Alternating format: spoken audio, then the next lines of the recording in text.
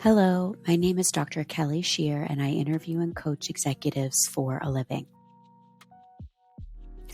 Today, I'm going to talk about how to interview employees for roles. I'll share my must-have interview questions that I would not leave an interview without having asked the candidate. Generally, for any candidate, I want to understand their motivation for applying for a new role. For example, do they just want a title upgrade, or do they demonstrate a deeper connection and understanding of the role, how it fits into their career, and how they will benefit the organization?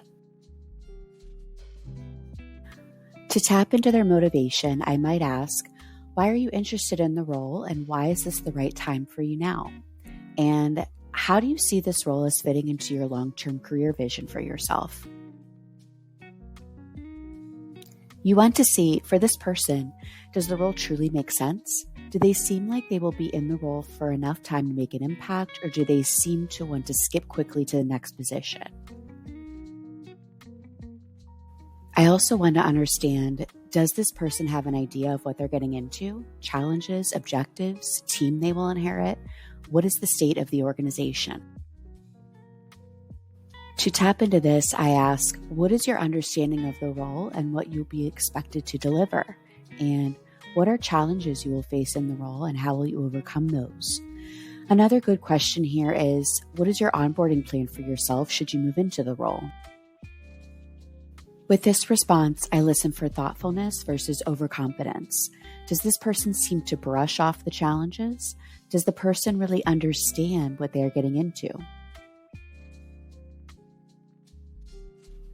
A third key area I want to understand is the individual's level of self-awareness and their ability to take accountability for mistakes or critical feedback.